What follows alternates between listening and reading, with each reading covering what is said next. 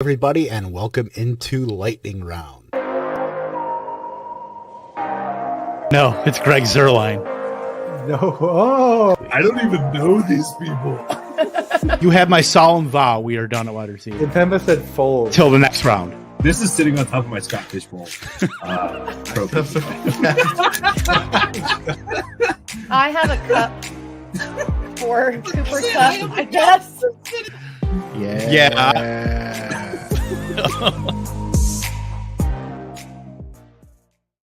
Ladies and gentlemen, welcome to Lightning Round. I am, of course, Kevin Tompkins. There is no Britt Flynn. She decided she did not want to win a share of $2 million tonight. So we're hanging with the boys tonight. It's me, Coop. Coop, how you doing, buddy? Good, man. Good. After the beard incident, trying to grow my beard back, as you can notice, probably a little less beard than usual, but that's all right, dude. We're working on it. And here's a question I've been thinking about. Like, if we do win $2 million, do we give Britt anything, or do we just talk trash? I mean, we got to give her a list something. Well, let's settle that right now. Yeah. So, I mean, we're figuring 2 mil after taxes. We're looking at like what, 1.1, 1.2. Yeah. So split that. You're talking 400K max. I'll float 10K. How much? I'll go 10K. I mean, 10K, 10K, 20K. That's all. 10, I mean, you can't miss, man. I mean, like, if we talk percentages, dude, like, let's say we give, instead of 50-50, we each give her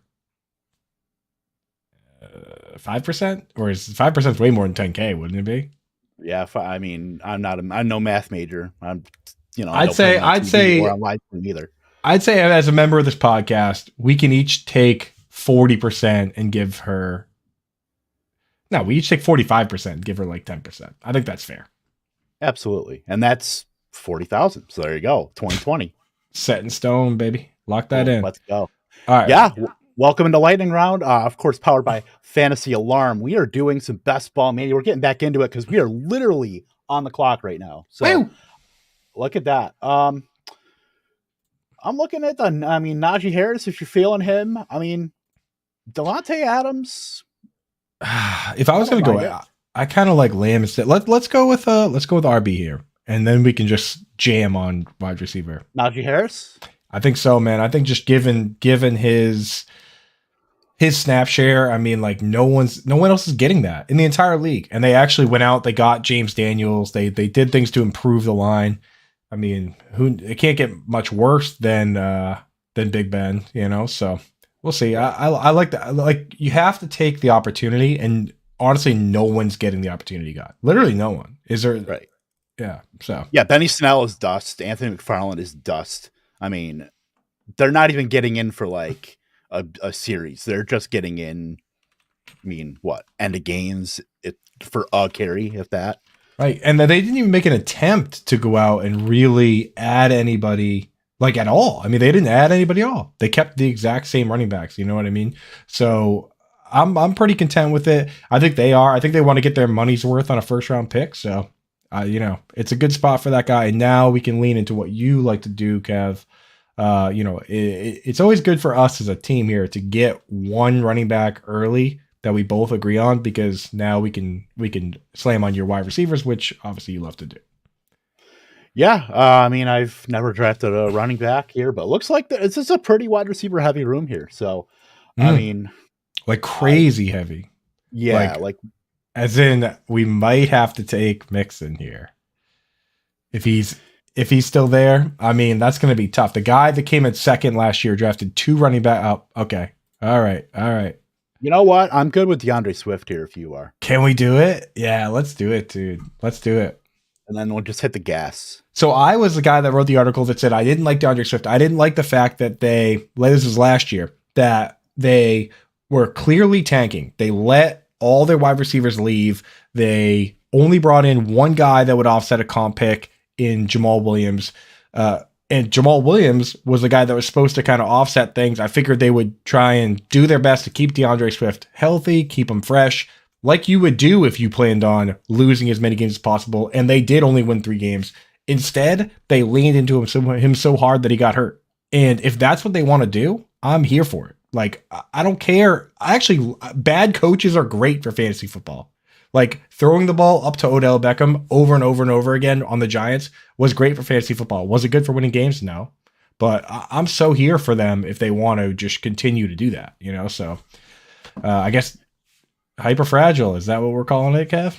Yeah, it looks like we got to lean into it a little bit. I mean, we got to take what it gives us. We're not in the position here to shoehorn any kind of strategy or, roster construction into a draft sight unseen. I mean, way this looks. I mean, 3 of the first 5 picks were wide receivers. I mean, went Taylor, Cup, Jefferson, and then I believe McCaffrey, and then Chase. So you got to lean into it. You can't just go willy nilly. That's how you lose value when it's presented to you. Yep. And that's more than usual. I mean, me and John and Pemba on the other Fantasy Alarm podcast, we do one that's just audio every week. We just finally got it back up and running. We talked about how our first group of guys was Taylor, CMC, Derrick Henry, Austin Eckler, Najee Harris, Dalvin Cook, Joe Mixon, DeAndre Swift. And then there's a big drop off for us where you have Alvin Kamara, who we don't know if he's going to get suspended. Then you have like Aaron Jones, Nick Chubb, Javonte Williams, who we like. We like those guys, but we don't know if there's a timeshare or not. There's none of that with Najee. With Swift, you have the pass catching. So I'm cool with, like, if Swift was gone, I would have been with you 100%. Like, let's just not take any running backs until you get down to like the Fournette area. But hey, you play as it lies. That's how we always got to do it. Yep, exactly. Axel, the odds are not in anybody's favor with Chris Carson. Was I even a Chris Carson guy? I mean, like, when did we take Chris Carson? I feel like we took him in KFFSC last year on the 3rd round reversal. When we took Kamara and CH. Was that me or was that Gary, Axel? Because I don't know if I've ever been a big Chris Carson guy.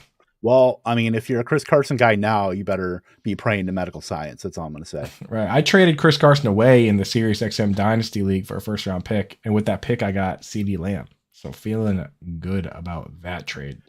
For sure. So a little bit of news here involving one of these top running backs. I mean, James Conner now has Darrell Williams to, in his backfield now. So, I mean, I would say that takes a little bit of a hit. I mean, right now you're looking at, the Keontae Ingrams and the, Benjamins of the world, but, we've seen Darrell Williams be pretty productive in Kansas City. I would say that knocks Conner down a peg or two. I just certainly don't feel good about him taking him in the late 3rd. No, and dude, now the running backs are flying, man. So let's pull out. Let's pull up some other positions here. I'm not even, but yeah, just take a quick peek at QB2 just to see. No, right? Yeah, not feeling. Nope. The quarterbacks. I mean, there is Pitts, but I mean, I don't know. We don't do that. We don't got to do that. All right. You got to step out of your comfort zone just a little bit. Yeah, and I don't even, me, I don't really even like taking tight ends early. We'll figure it out later. So what do you think about Pittman here, man? Pittman is the one guy in this tier that I'm not quite sold on, but I mean, the dude's got a guaranteed target share in that offense. It's him or nothing. Who do you like? And they got a quarterback right. Who do you like out of this crew? If not, it would be him or Moore. I mean, you're hoping on a quarterback upgrade. I'm fine with Pittman here, and then seeing if Moore can maybe get back to us. I don't know if he will, man. I mean, it's worth a shot. Take it, yeah. Take Pittman. I mean, I like Pittman. I just think that last year he had the 1,000-yard season, and I think Matt Ryan's an upgrade over Carson Wentz. Sure. And the thing about that team is they basically say, oh well, they're not going to throw as much because they have a good running back. People forget that back in 2016 or it might have been 17, where they had the number 2 rush attack in the entire league with Devonta Freeman and Tevin Coleman. That year, Matt Ryan was the QB2 overall and the MVP of the league. So it's not like running the ball with a guy like this is a death sentence for what he provides. Like there's a good chance that they run the ball well and throw the ball well. This team could just be very, very good. Yeah, 100%. I mean, now it was a little concerning. I mean, they did get Alec Pierce, so I mean, it's not like they're not trying to get pass catchers. They've been they were linked to Jarvis Landry for a little bit, and then obviously he went to the Saints. So hopefully they can figure it out. T.Y. Hilton's still kind of out there. If the medicals are at least a little bit better, that might be something they bring him back on a 1-year deal. There's always the Ashton Doolin. There's always, these guys, tight ends, obviously, Jelani Woods. But, I mean, it's rock solid Pittman and then a grab bag after that. Right. Like, I mean, like there's no, the odds. Oh, look at that, Kev. Moore got back. Perfect, man. Beautiful. I love that. You'll Good love call, to man. see it. Hey, and that's why we got you so plugged. You're so plugged into the wide receiver ADP that it's just, you can make that kind of call. If it was me, and you said you wanted DJ Moore, I would have said yes, and we wouldn't have got Michael Pittman, So, no, we would have been going we would have been thinking about Metcalf, who, he certainly has questions with his passing game and the offense there. I mean, Amari Cooper, who knows if Watson's going to be out for 6 games, and then he's never really, taken over a wide receiver group himself. Good, not great, but yeah, it's really good to get Pittman, get all Moore needs as a quarterback. He's got to lead everything else. Yeah, I mean, I think he's a great player.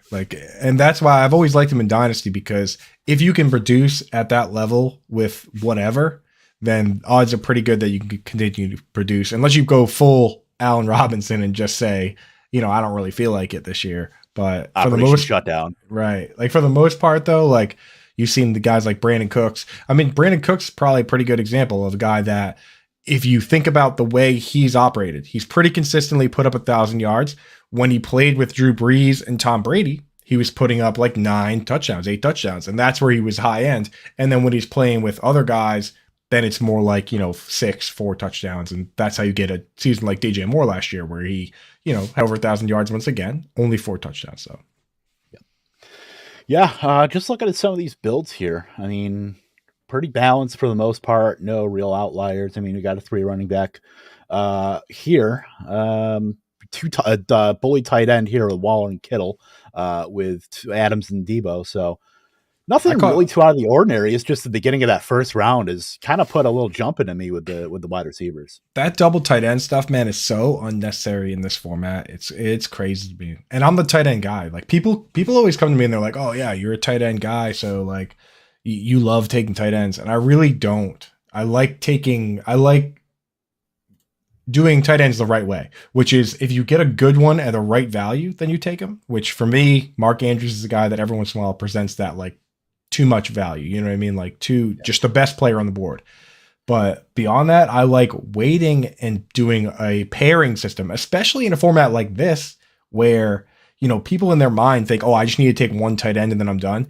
In this format, you need to take 2 or 3, no matter what. Mathematically, if you look at the top 4 performing builds in this tournament last year, they all had 3 tight ends. They all had 2 quarterbacks and 3 tight ends. But that doesn't mean that it has to be like that. But you should have either 2 quarterbacks or 3 tight ends, or 3 quarterbacks and 2 tight ends. That's kind of what I'm seeing, is that the best teams have 5. Either some of them have only 4 total quarterbacks and tight ends.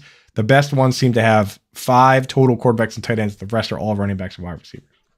Right. And it totally depends on where you take them to. If you're taking an elite tight end, there's no reason to take 3. Like you could take a Kelsey, and then you could take a guy late and then go from there. I mean, 15 out of 16 weeks, 14 out of 15, he's going to be the top scorer of the position, minus bye week.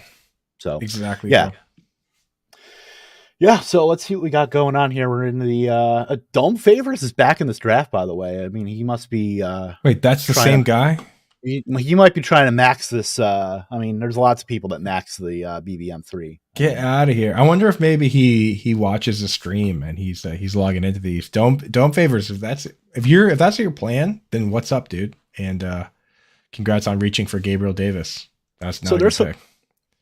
Yeah, there's some wide receivers out here that I do like though. Godwin, even all 3, those top 3 even. I mean, all right, Godwin just went. I was looking at him, but even Juju and Bateman.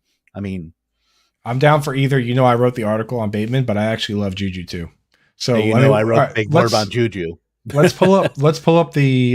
Who do we have so far? Are we high risk so far or safe? We're Harris, Swift, Pittman, DJ Moore right now. Let's go Bateman. He's riskier. He's high risk, high reward, I feel. And that is also what I'm going to be writing about on Fantasy Alarm later on this week, about week 17 correlations. Pittsburgh plays Baltimore. So that's a pretty good correlation between those two. I mean, if you're going to be trying to get any kind of edge or any kind of upside, not just stacking, but, getting these week 17 correlations, because you got to figure it's a 470 person week 17. You're lumped in with everybody who's likely going to be having the best players. They're going to be, copies and upon copies upon copies.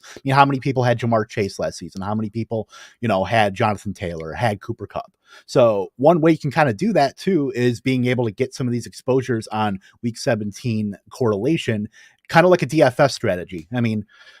Arizona plays Atlanta, Cincinnati plays Buffalo, San Francisco plays Las Vegas. So those are just some stacks, and I'll be writing about that. You can see that on Fantasy Alarm by the end of the week, certainly. But that's just another way to kind of maybe get another edge on the field. Absolutely. And not to mention, we did one of these on the stream, like within the last couple weeks. And now we're drafting with new information, not just breaking news, but literally we didn't have the schedule last time we drafted.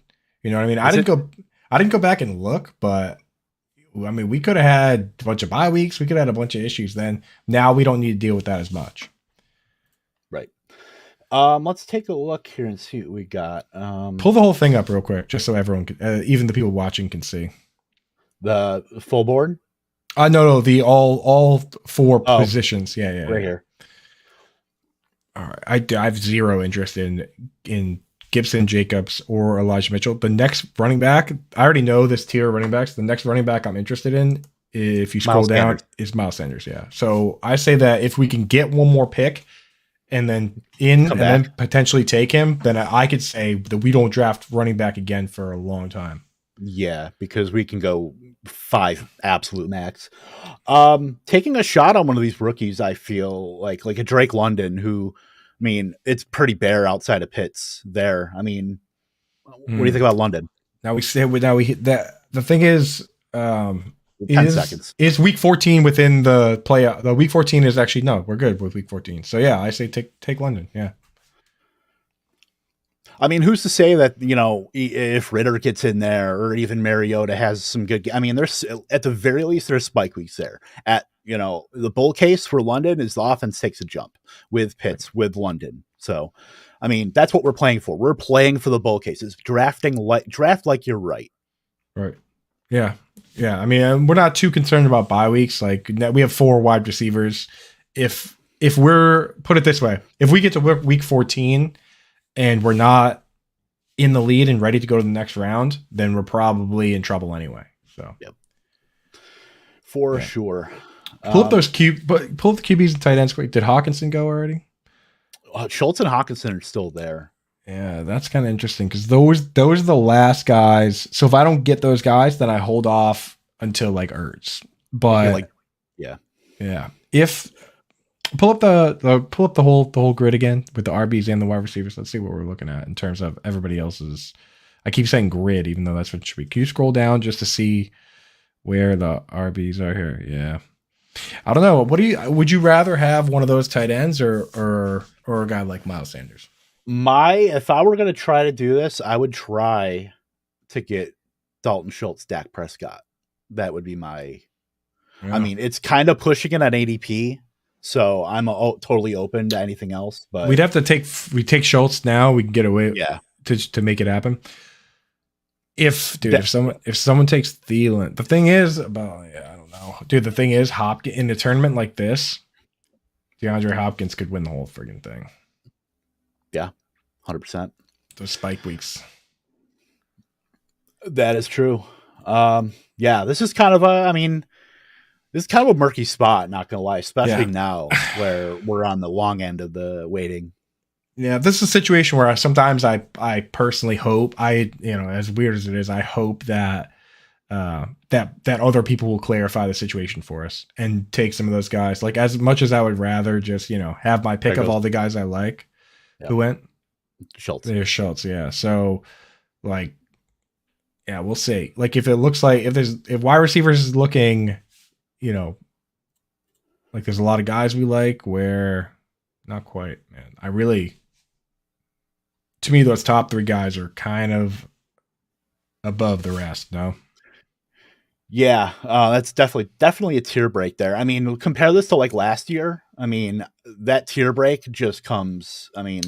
You had some guys there that you could get away with last year. Like you could get, But now, as soon as Hopkins, Amore, and Thielen goes, it's you're treading water. Now I'm talking now for the running backs, man. When you go through that ADP, it gets bad pretty quick, man. Like Miles Sanders is in the heart of a group that, like, I don't like that group, and then the group after that I like it even less. Like, if you pull this up, is he at the very top right now?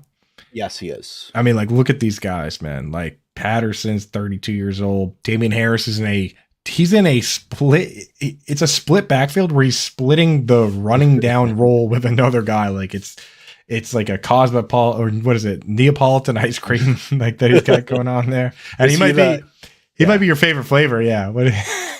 I was going to say, who's the vanilla that you're leaving in the freezer? Yeah. I mean, that might be Ramondre Stevenson, like, but you have to be in the mood. Like, you have to be in the full PPR mood for James White and the strawberry, so it's like, you really, I don't know if I love it. Kareem Hunt's a backup. I say we take Miles Sanders here because it gets yucky after that. And we're talking with Miles Sanders, we're talking about a guy.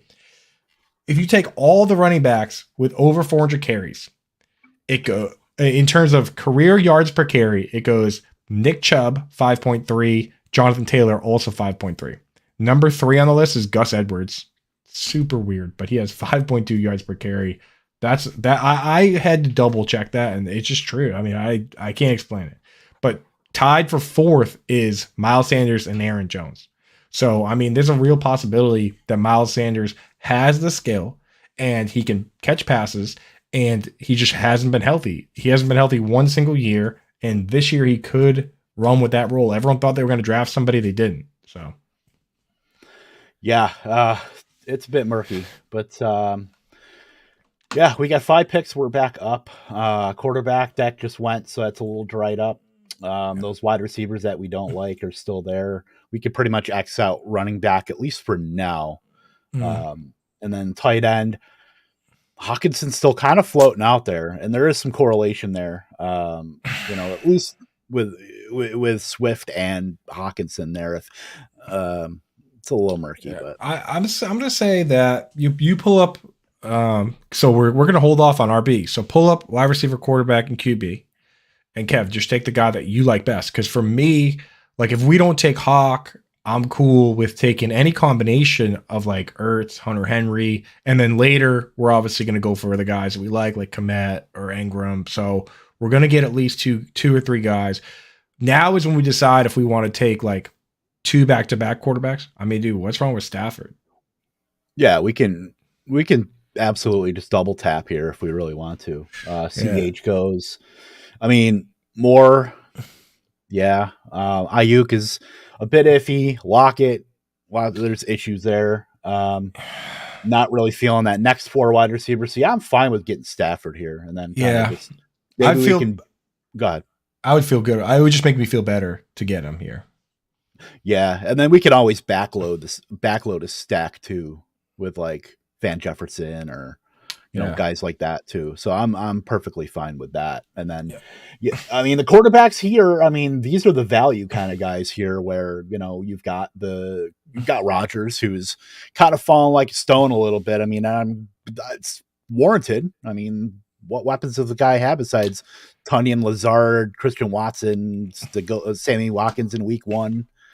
But, he's going to have to bank on the efficiency like he always has. He's just doesn't have that top target anymore.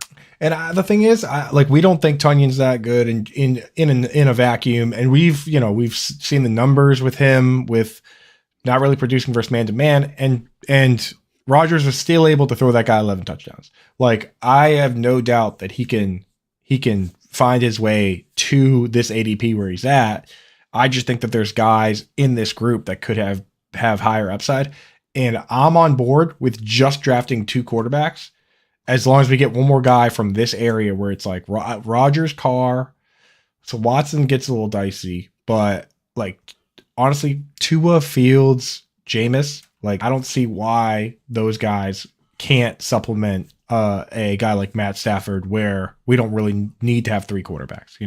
I don't really love having. I would prefer to have 2, since we don't have a tight end yet. I'd prefer to have 2 quarterbacks and 3 tight ends. Yeah, if we're waiting this long for tight end, it's going to be a 3 tight end build. We're going to have to just throw darts at it. And Yeah, we go got from it. We don't have to throw darts at it, dude. We're amazing at this. We'll take Evan Engram. Ingram's on the build, man. I just wrote an Engram article. He's got to be on there, dude. So Ingram's already in there, but he's so deep. He's tight end 26, so we can just put him in our back pocket. If we can get like Ertz here, then all we have to do is get one of Komet or Hunter Henry and Engram, and that's it. Then we're set. Find someone who loves somebody like Coop loves Evan Engram. Like, honestly. Hey, it's all there in writing. I don't need to defend myself anymore. I'm just gonna be linking that article moving forward. So I'm done with it. I already yelled at Heath Cummings last week.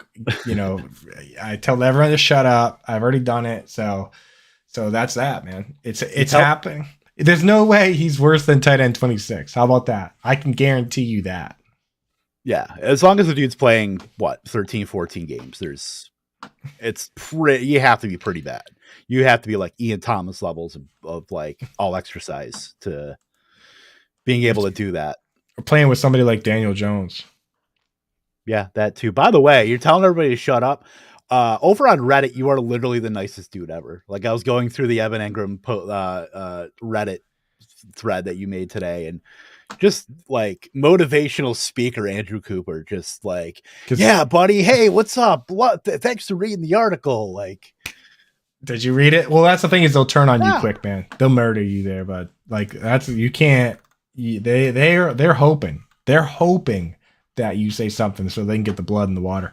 And that post, like, even then, like, that post has I think 120 something comments on it, but only 30 or 40 something upvotes, dude. Like 70% upvote rate, because people are just vicious over there, you know. So I do my best to be friendly, man. I am a friendly guy in general, you know, but I do have sharp takes because I do my research, so I don't like sugarcoat it. You know what I mean? Like, there's no time.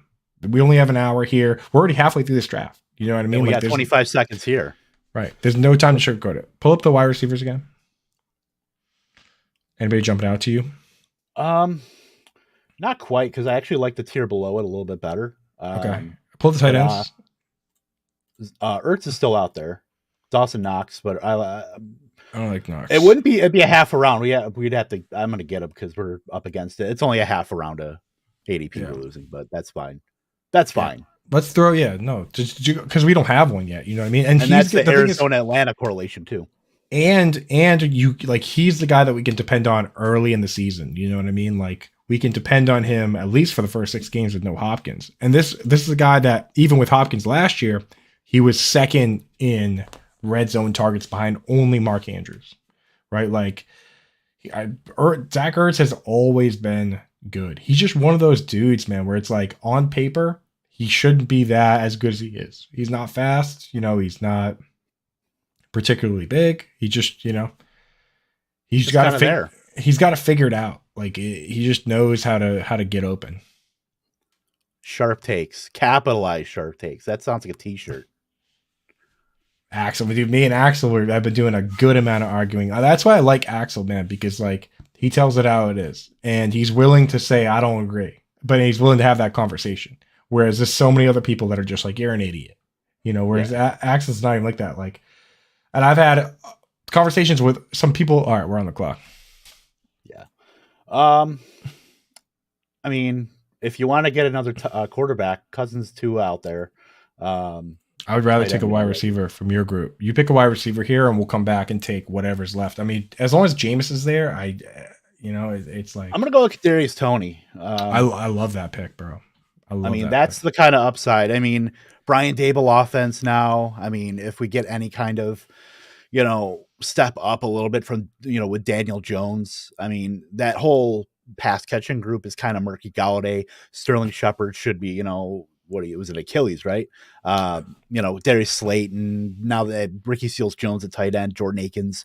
There's targets, and they're up for grabs, and they can go to anybody. And I'm going to go with the guy that flashed big time in the middle of the season last year. Bro, he pulled some weird, like, he's got some crazy agility. And the thing about this guy is that this is the exact kind of guy the coaches love to hate, right? Like, if they was up to the coaches, like, they would make an example of this guy, kick him off the team, trade him. He's showing up with the wrong shoes last year, or not showing up at all at one point. Then he shows up with the wrong, he holds out. Then he has a family emergency. Then he shows up with the wrong shoes and he does an entire OTA practice with no shoes on.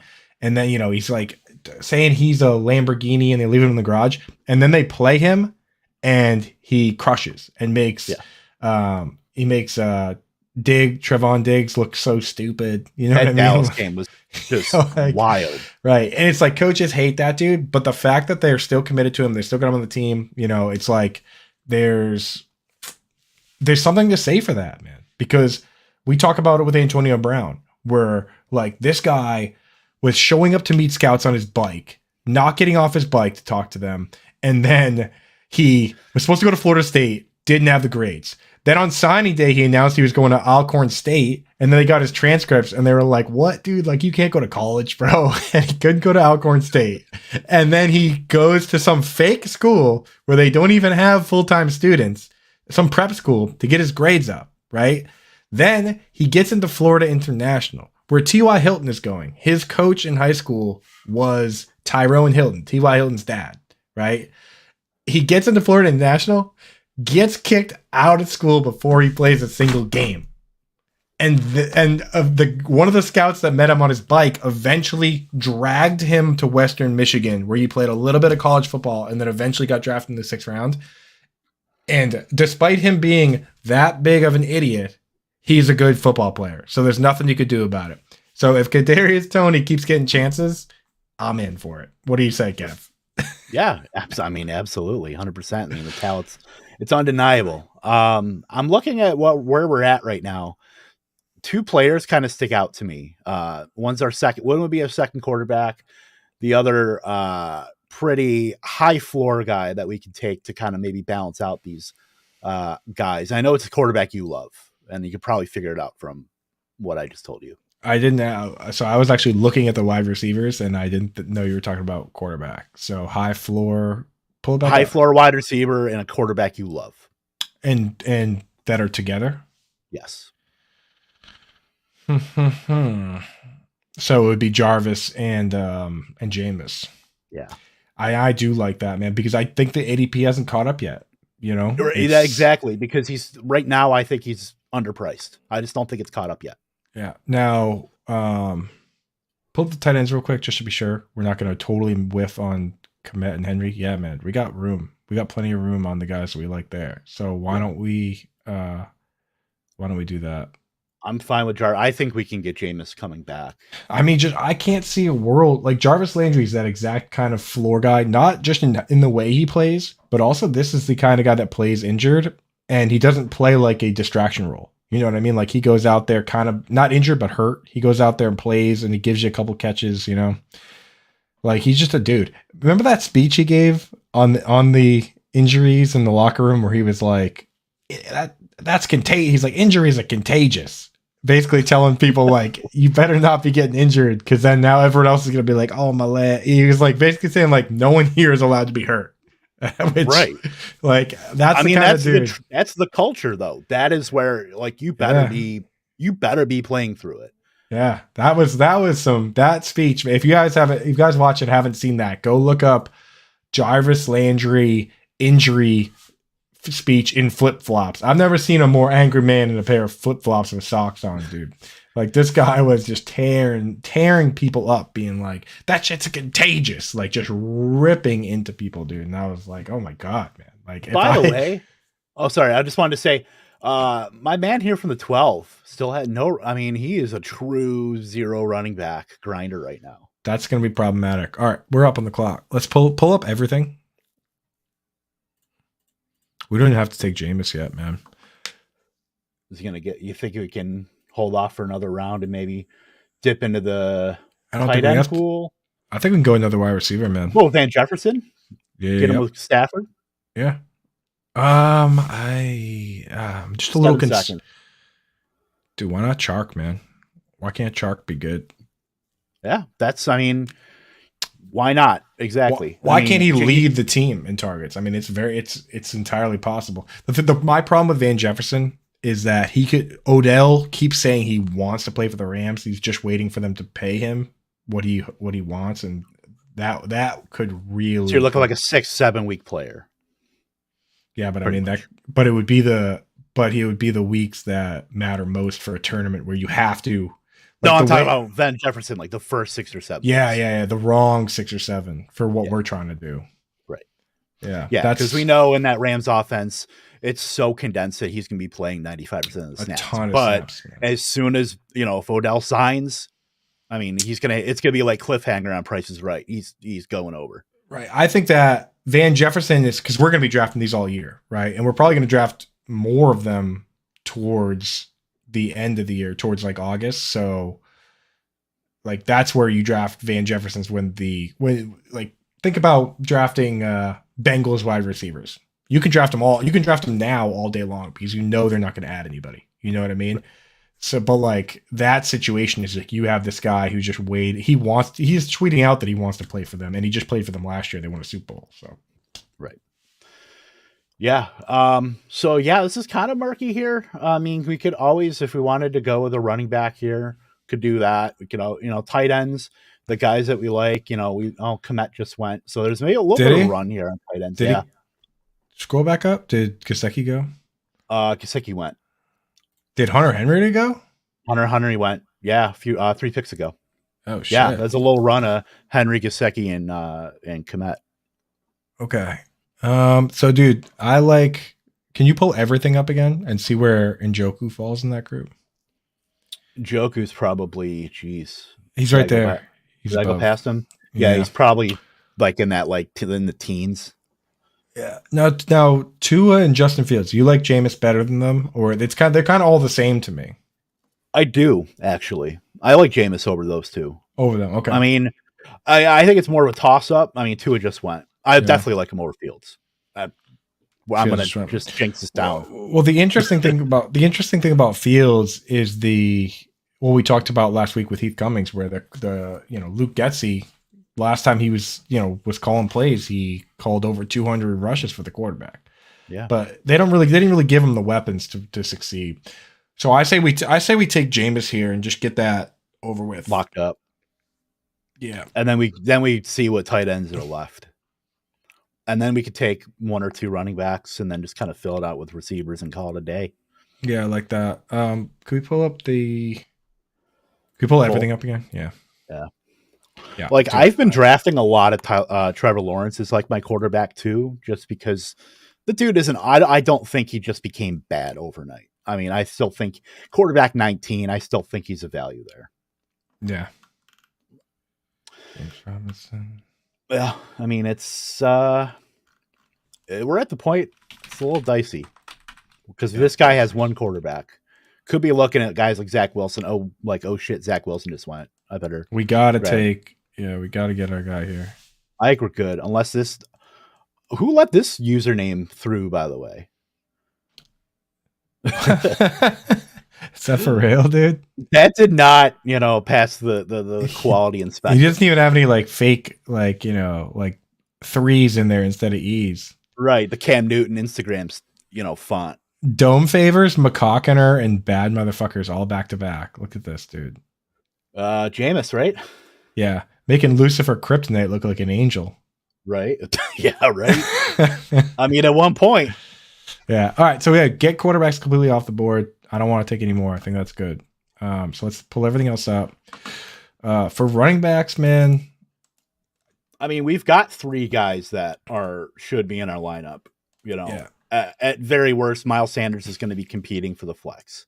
So, I mean, I think in bye weeks, I'm looking at guys. Nyheim Hines kind of fits a floor play at the end of the running backs. Yeah. But dude, the thing about Nyheim Hines is that like, why would we? And now they just added Tyson Williams. They've still got Philip Lindsay out there too. So that's, I don't think Philip Lindsay's going to be encroaching on anything Nyheim Hines is doing. But that's a pretty full backfield. If obviously, it's gonna be Taylor, but rather than Hines, I'd rather just wait and take James White. He started last year with six receptions back to back first 2 games, and he's going way later than Hines. Like, we don't even have to think about it. McKissick's still there, late too. Right. So I say we take one of McKissick or James White. I don't care which one, and then maybe maybe. I mean, dude, the guy that came in second last year, he had a build similar to us, where he drafted 2 running backs right away, right? He took Zeke and Joe Mixon, bang bang, and those dudes were in his lineup the entire year. 15 weeks for Zeke out of 18, and then he took Trey Sermon, who did nothing. And then Devin Singletary. He only took 4 running backs. And then Singletary just happened to have a couple spike weeks down the stretch. Yeah. To quote you on Twitter, I did the math. Did the math, man. We did it. So Joker's already done? Yeah. I'm good with, even if we're looking like an upside tight end, I'm fine with Fan or Everett. I don't know if we need a tight end right now. Let's go Ingram and Hooper back to back later. Let's take all right, that's 7 seconds. Alec Pierce. Why can't he be? We have Pittman already. That's fine. Okay, that's fine. I mean, we can always, the 2 wide receivers. You don't need the quarterback. I mean, looking at Best Ball Mania finalists as far as the roster construction. Let me pull it up because I have it here. 7 out of the 10 most popular constructions were single stacks. We're not, one quarterback, 1 wide receiver, 1 running back, one wide receiver tight end, 2 running backs, 2, things like that. So, I mean, multi-stacking 3 or more guys is pretty much, in a format like this, is kind of obsolete. You want the single stack. You don't want to go overboard, because then, I mean, more than likely you're not playing. I mean, you wouldn't play that 3rd guy anyway. Right. Yeah. We let tight end get away from us a little bit here, but can you pull up tight end again? Yeah. Yeah, I'm not worried about it. No, I'm not. I'm down to get, as long as we get 2 of Ingram, Hooper, and Brevin Jordan, then I'm okay with that. I mean, like, why can't Austin Hooper? Like, what's stopping Austin? Like, Austin Hooper got released because his contract was terrible, but that doesn't mean he's terrible. And he got signed to a contract that's bigger than a lot of contracts that a ton of tight ends got signed to. Like, he still got signed to like $6 million. And, it's like, who knows if Robert Woods is going to be 100%? Who knows if Traylon Burks is going to be, a world beater? Like, there could be targets there for Hoop. Like, Robert Woods, his ACL. I mean, that's who knows. And we have Ertz, who's like he's just a solid dude. So hopefully, if we take 2 of those guys, if we take those 2, I'd be happy with that. I'm here. Gus Edwards, man. Yeah, don't mind that. I mean, this is the spot 15th through 18th where what's the probability that these guys are going to be hitting? Like, not great. So this is the time. I mean, obviously rounds 1 through like 5, you're not getting too silly with ADP and, you have your guys, but 15th through 18th, you can almost do which one. Ingram just went. Evan Ingram just went. Oh my God, that hurts. Okay. So now we got to get in there and get some tight ends. We got to take Austin. I'm kind of interested in Logan Thomas too, man. Like, who's to say that dude couldn't play, get back to playing 97% of the snaps? And it overlaps. The thing is, we have a lot of bye weeks that week, but it overlaps with, we have a ton of bye weeks that week. Like a ridiculous number. Yeah. I've got Hooper in now. But it's our tight end, so it's like, who cares? Like, if we just have one, let's go with, because Logan Thomas he works out well with Ertz. I mean, like, Ertz is going to get the boost for the beginning part of the season while Hopkins is out, and then Logan Thomas, when he gets back from his knee injury, if he's not ready to go, then we'll be all right. Yeah, I'm fine with that, and then we can take an upside guy later. Yeah, I don't know how many upside guys are left on that list, my man. So not Will Disley. Got it. I'm good with Logan Thomas. Let's take him, man. Yeah, that sucks that we didn't get Ingram. But it's like we were playing with fire. That's the thing. You try and cut it too close sometimes. Yeah, that's what happens. You can play chicken, kind of only for so long with that. Right. So I feel like that's a spot where I think we could have waited on like a guy like Pierce. We were kind of behind the clock anyway, but could have taken the tight end there and then gone for whatever's left at tight end. But it is what it is. Who knows? Maybe Alec Pierce is the next Jordy Nelson. Yeah, and the thing is, man, we don't want to have 100% exposure to any player, and we were probably getting there with Ingram anyway. So it's nice to have a team that maybe doesn't have them, just for the mathematical sense, you know. Yeah, and I did type this in the group text too, that we're not taking Ingram. We have to keep our exposures limited to Ingram. Right. If it would be a little bit too much there. I promise there was no ulterior motive. I really was fine taking Ingram. So No, and it's always on the menu. I would like to take Hooper here if we can just go back to back and get tight end done with, because McKissick is coming up. So is Gus. Yeah, Gus just went. But we're so thin. We're so thin at tight end, man. Like that, we have an injured dude and a 33-year-old. It's up to you if you want Hooper or McKissick. You going Hooper? I just think that for running back, there's a lot of McKissicks out there. They drafted Brian Robinson, you know. Now we're done at tight end. Now we don't have to think about now we just go running back, wide receiver for a couple more picks, right? What do we have? 2 more picks or? And this is my we had 2 more picks, and this is kind of my area here. Of these guys. I mean, Keontae Ingram, it's tough to see, especially a beginning role in week 1 with Darrell Williams. Who knows? Darrell Williams could be a camp body. Duke could get cut. Don't know, but I really have no interest in Marlon Mack. I don't really have much interest in handcuffing DeAndre Swift, because if Swift goes down, we're tanked anyway. Yeah. There are some guys that I like, though. I like Deontay Foreman a lot. Yeah, he's for good. Playing into he the was CMP good last year, mode. huh? He was very good last year. I'm still into Dontrell Hilliard, like in the last round too. Yeah, like why does Khalil Herbert go so far ahead of Donta Foreman? Because they were both that guy, really. The guy that came in as the backup and played well, and then went right to being the backup. Like, it's not like Khalil Herbert maintained a role whatsoever with Montgomery. Right. He was good in his stead, but who knows? We could get some offensive changes. I mean, we're talking about that's the bull case that you're making, is that Herbert makes some kind of headway if they decide to kind of split that backfield up a little more than the Montgomery truthers would like to admit. Right. I feel like there's like with Marlon Mack, I don't see why we even like Marlon Mack. He's intriguing, but like not even that much more than Rex Burkhead. Yeah. If you're going to play that game, and neither's interesting, but I mean, like, why is Marlon Mack going so many picks before Burkhead? He's that guy that's going to go like somebody's going to be like, I got the number 1 running back in Houston, like late in redraft, like your drunk buddy that you're doing a draft with. Right. He's going to be like, yeah, you suckers. I got Marlon Mack. What are you doing? Taking Kenyon Drake. RB1, bro. That's like me. That's like me. Remember last week I was talking about how I used to take like the Browns top wide receiver, Greg Little. Braylon Edwards actually, yes. It's like, got him, dude. You're like, no, that's not how this works.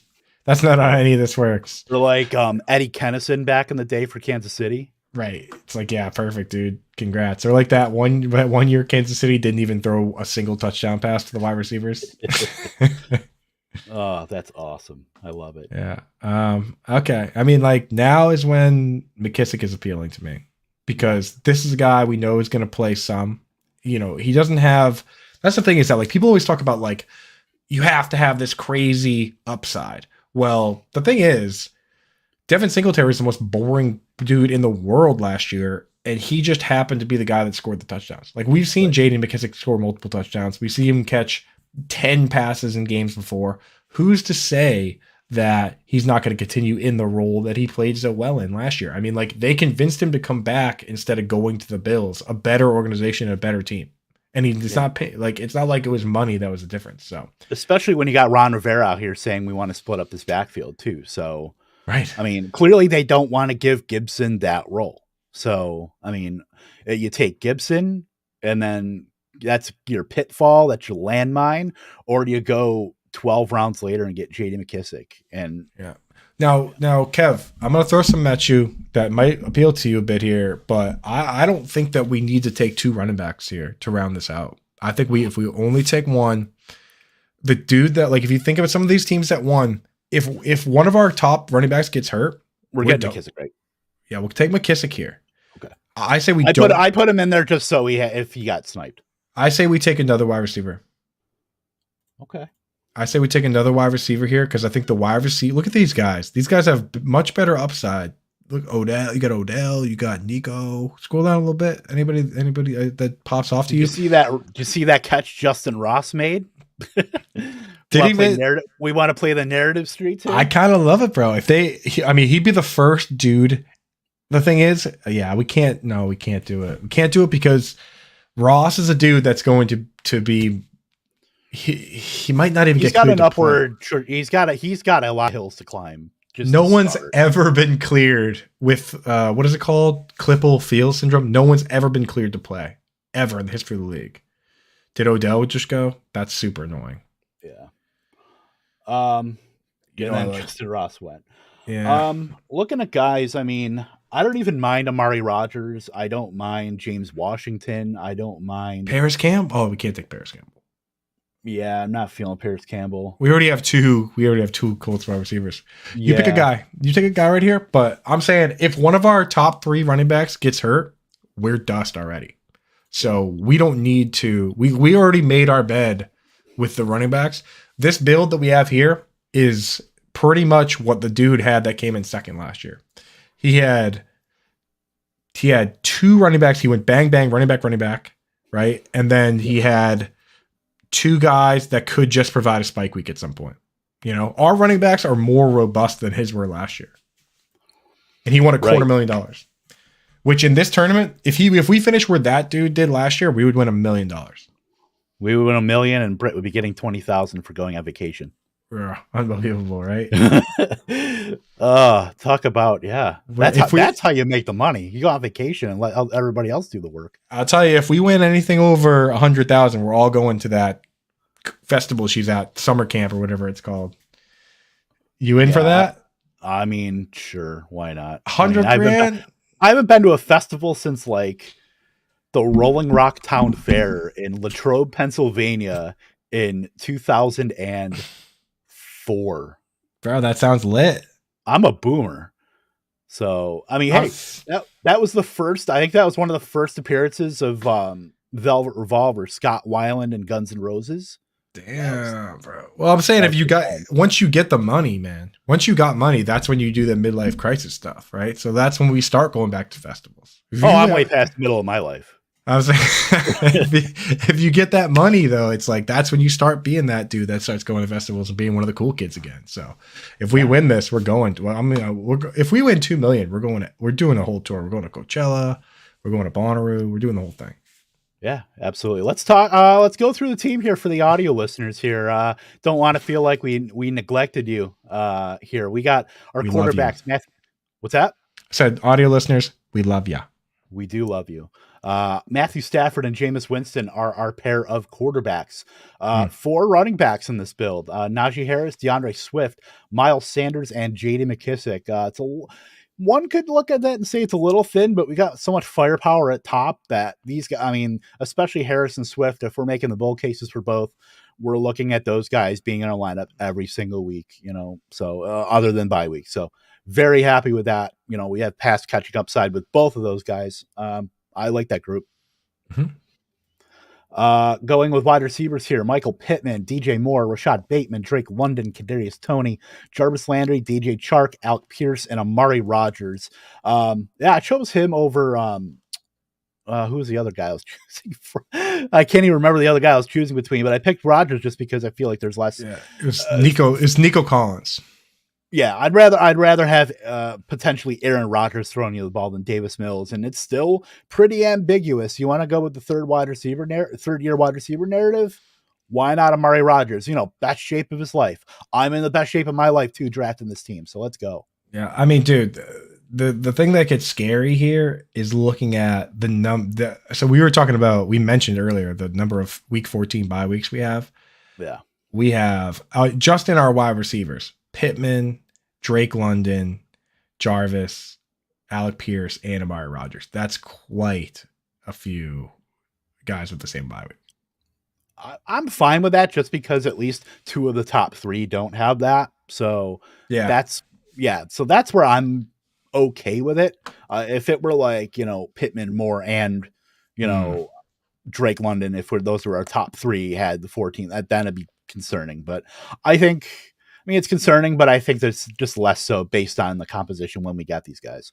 Yeah. Now the thing is, you look at this at first glance, you look at it and you see Drake London, Bateman, Alec Pierce. Like there's a Kadarius Toney, of course, a lot of guys that are like high risk, high reward. But when you see, Pittman, everyone expects him to be like rock solid. Then you have DJ Moore and Jarvis Landry. Like those are guys that provide the floor, right? You don't need, in a lineup where you have 3 wide receivers every week and then a flex. You don't need to have a crazy number of floor guys as long as you have a couple, because you're expecting somebody to spike at some point. We're not going to win this unless guys are spiking here and there, so you got to get a couple floor guys. I don't like Jarvis Landry is the perfect spot to draft that guy because I don't like spending up for floor guys, but DJ Moore and Jarvis Landry, those are guys that should be in your lineup every single week, unless Kadarius Toney does some crazy Kadarius Toney stuff, and then you don't mind having it on your bench at all, because when those guys are going to be your bench, that's a good thing. Yeah, absolutely. Yeah, I think we've got the best combination here of just floor, upside, even some contingency too, because, what if Jameson Williams isn't ready for the first, half of the season, and maybe, he gets set back and he's shut down, maybe redshirts the season. Then you're looking at DJ Chark is just going to be on the field all the time. I mean, not that the Detroit Lions are a powerhouse offense by any stretch of the imagination, but they're going to be throwing the ball a ton, likely going to be down. It's a team that's Vegas is saying they're going to win 6 games this year. So, I mean, those are the guys you take a shot on. What if DJ Chark, gets a contract extension in the middle of the year because the dude's balling out? Like that's right. That's the bull case you're making. What if Amon-Ra St. Brown is a 4th round rookie that is just a possession slot receiver that got a bunch of empty targets in a bunch of blowout games like the Seattle game where they lost 51-29? I mean, how many teams passed on him, including the Lions? The Lions passed on him in the 3rd round, and then they had a 3rd round comp pick at the end of the 3rd round, and they looked at him and said, nah. And then after Des Fitzpatrick got drafted, they were like, all right, just take him. Yeah. Fantasy stalwart Des Fitzpatrick. Yeah, I'm sure, he's fine. He's fine, but the thing is, like DJ Chark, they didn't pay him $10 million to stand on the sideline and watch, a rookie and Amon-Ra St. Brown. Like they paid him because he's 6'4" and he's going to play split end. And then Jameson Williams is going to play flanker. Amon-Ra St. Brown's going to play slot. There's a real possibility that DJ Chark just plays 90% of the snaps all season. Yeah. And the best, ability is availability. He's going to be on the field. That's what you want. Moving over to tight end. One would look at this group and maybe say they're dusty. I still think there's some meat on the bone here with Zach Ertz. Certainly. I have him in my top 7 tight ends. Logan Thomas, Austin Hooper. Bro, Austin Hooper's still 27. Like every tight end in the league is 27. Yeah. Hunter Henry's 27. Evan Ingram's 27. All these. Logan Thomas is 31, but he's not a 31-year-old tight end. He is a 31-year-old, 29-year-old quarterback that went to play tight end. Look around. George Kittle's 27. Or George Kittle might be older than 27. Kelsey's over 30. Darren Waller's over 30. This isn't a position where it falls off the cliff when you turn even 30. Kittle's 28. So, I mean, like, I don't see why Austin Hooper, like we said, like he's not terrible. He wasn't worth his contract. And it was a team that needed to find as much money that they could throw at Deshaun Watson as possible. So I don't see why in that situation he can't be at least decent. So I don't mind that pick at all. There's a whole series of picks I don't mind. The problem was that we waited a little too long. I would have liked to get I like to get 2 of 3. If we're gonna wait that long, I like to get 2 of 3 of like Ertz, Hunter Henry, Evan Ingram. Otherwise, if I get like a Mark Andrews or a Kyle Pitts or a Hawkinson at the right price, then I just take one of those guys. But we waited until every team took at least one tight end.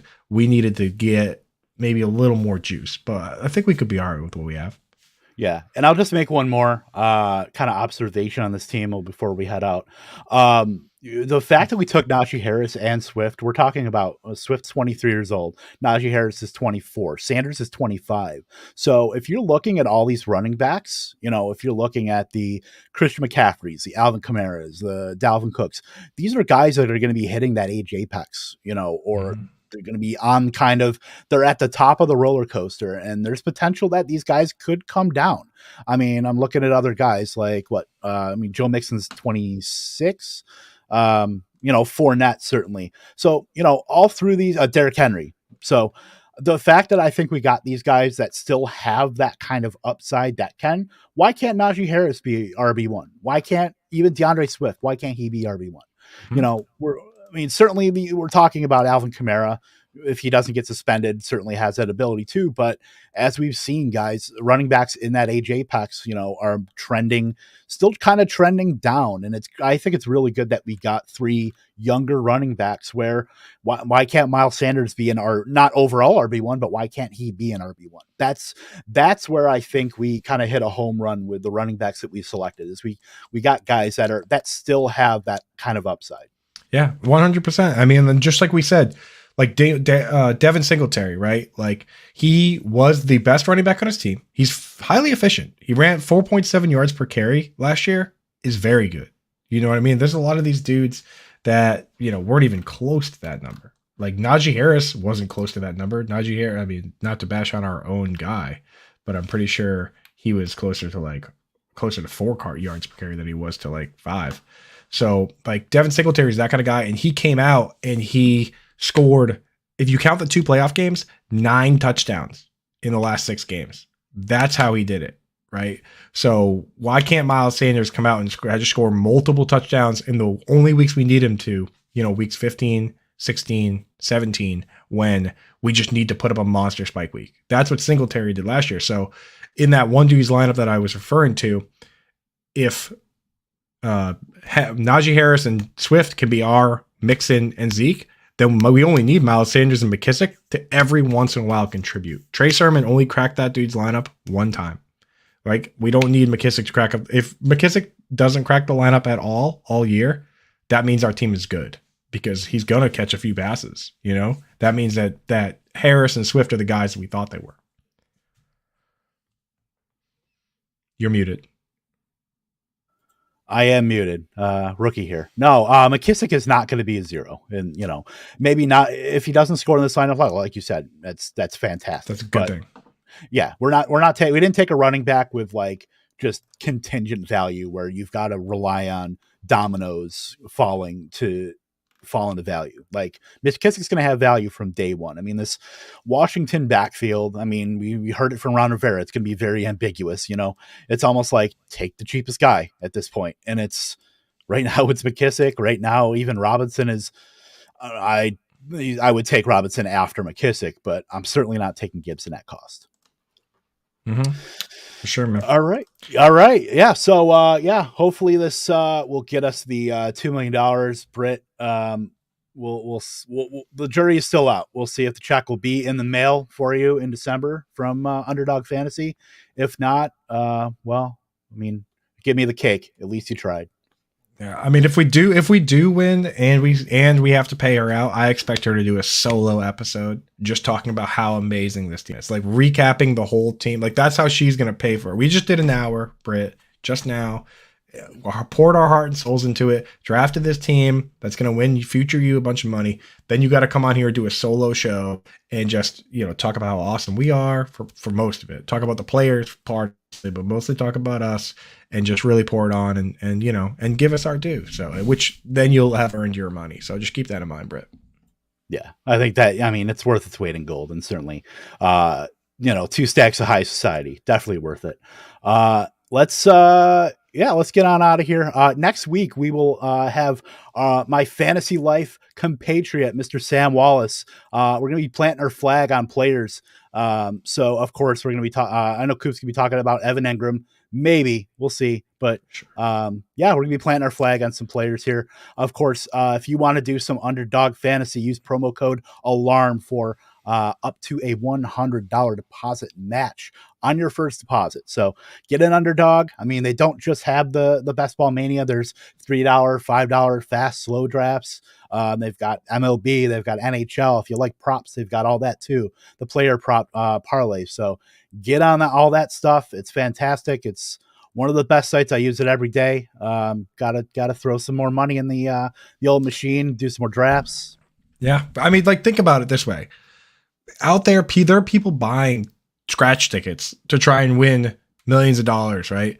Now imagine a scratch ticket where you can actually give yourself an advantage by watching podcasts like this and being good at football, which you are, drafting with some of these goofballs like this one dude in our league who didn't draft a running back for 30 rounds. Last week we had a dude that drafted one quarterback and it was Jared Goff. Like, that dude's not winning money. He's taking scratch tickets and throwing right in the trash. Now imagine you could get those where you can get an advantage, and if you use promo code ALARM, they'll double them. So, these are $25 to get in this tournament. You get 4 with a $100 deposit. They give you 4 bonus ones and you can play 4 more times. I mean, Yep. it makes things like that, like going, like, I like the casino, it's fun, but like going and putting your money on black or, some other high odd bet that you're not going to hit. Like, why not do something that you fruit wheel? Right. Do something that you enjoy doing. You know what I mean? Like, whenever you have time to sneak in one, wherever you're bored, sitting at the dentist or, at a, wedding shower, whatever you got to do, man, sneak in Underdog, win yourself some money. Let's do this. All right. Promo code ALARM. Absolutely. And just one more thing. The running backs he took his last 6 picks. Not great, Bob. Bro, nobody even has a picture. Kenneth Gainwell and Nyheim Hines are the only 2 running backs he has that even have a picture. Yeah. Of course, that is the mark of a good team, whether your player has a picture. That's true. I mean, it's kind of... Can we get the correlation on that, Don? I'll tell you right now, I kind of like some of these running backs. Like, can we give this guy some props for, like, I like Ty Davis Price is a good pick, right? Zamir White, not a crazy pick at all. New regime. They handpicked the guy, right? I mean, that's cheap. I don't know what he's doing with the Tyler Beatty pick there. I mean, I don't know. I don't know what that one is, but I don't know. But you know what? It's for contingent value's sake, it's pretty good. Yeah. Just For what he did, scratching out points. For what he did, for how long he waited, very interesting. He needs Debo. Yeah. Like, his best running back is Debo Samuel. Yeah, you're not even kidding.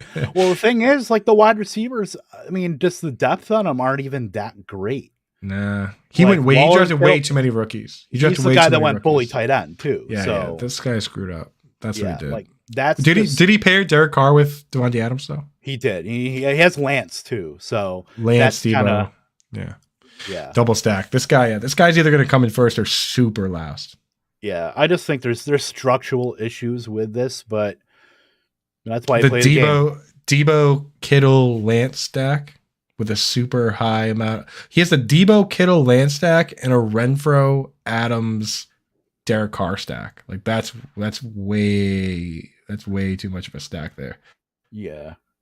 I mean, you're going to have to play one of your tight ends in the flex. I mean, that's pretty much canceling out Juju Smith-Schuster. It's canceling out, the 3 and 4 there. So I don't like that.